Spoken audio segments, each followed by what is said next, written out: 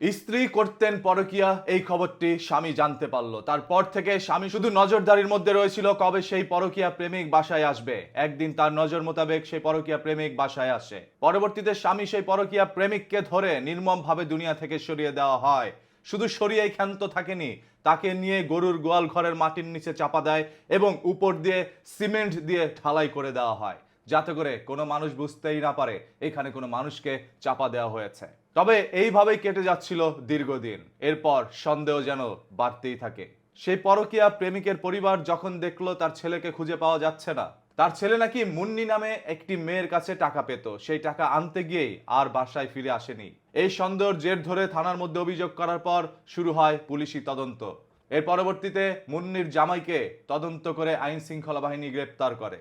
তাকে জিজ্ঞাসাবাদে বেরিয়ে আসে চাঞ্চল্যকর তথ্য, যা মানুষের শরীরকে আরো একবার শিউরে দিয়েছে।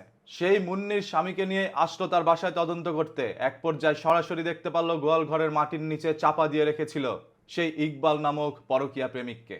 অর্ধগলিত সেই মরদেহটি উদ্ধার করা হয় মাটির নিচ থেকে ৩৫ দিন পরে। এতদিন পর্যন্ত কেউ জানতো না মুন্নির সাথে যে সেই ইকবালের পরকীয়া ছিল। তবে কিছু সংখ্যক মানুষের ধারণা, আমরা বুঝতে পেরেছিলাম আগে থেকেই মুন্নির সাথে তার দীর্ঘদিন ধরেই পরকীয়া। তবে পরকীয়ার এক প্রান্তে মুন্নি ইকবালের কাছ থেকে কিছু টাকা ধার নেয়, যে টাকাগুলো চাইতে গেলেই ইকবালের সাথে বাকবিতন্ডায় জড়িত হয়। সেই সূত্র ধরেই নির্মমভাবে মুন্নি এবং তার পরিবার ধারণা করা হচ্ছে তারা একত্রে মিলেমিশেই ইকবালকে দুনিয়া থেকে নির্মমভাবে শ্বাসরুদ্ধ করে সরিয়ে দিয়েছে। পরবর্তীতে সবাই একত্রেই সেই ইকবালকে গরুর গোয়াল ঘরের মাটির নিচে চাপা দিয়েছে। এখন আমি যেটা বলতে চাই আপনাদেরকে, দেখেন ভাই, চারপাশে যেরকম ভাবে পরকীয়া বাড়ছে, সেরকম ভাবে পরকীয়া প্রেমিক বা প্রেমিকার জীবন এই নির্মম ভাবেই যাচ্ছে। সেটা স্বামীর হাতেও যেতে পারে, অথবা পরকীয়া প্রেমিক আর স্ত্রী মিলে নিজের স্বামীকে দুনিয়া থেকে সরিয়ে দিচ্ছে। এরকম ঘটনাও চারপাশে অহরহর ঘটে যাচ্ছে। কেন এত পরকীয়া? সংসারগুলোর মধ্যে কি নেই কোনো শান্তি? আর শান্তি না থাকলেই কি তারা পরকীয়া প্রেমে লিপ্ত হবে?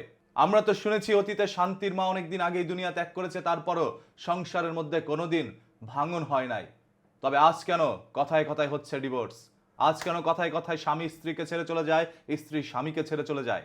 হ্যাঁ, আমরা সেই যুগে এখন পা দিয়েছি, যে যুগে ভালোবাসার চাইতে পরকীয়ার সম্পর্ক বেশি মধুর হয়, এবং সেটা এক সময় হয় জীবন দিয়ে প্রমাণ।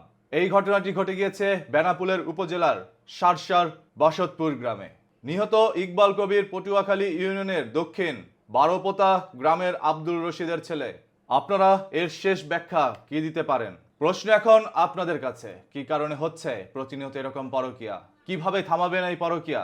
কিভাবে বাঁচবেন আপনি, আপনার স্ত্রী পরকীয়ার হাত থেকে? আপনাদের প্রত্যেকের মূল্যবান মতামত কমেন্ট বক্সের মধ্যে দেখতে চাই।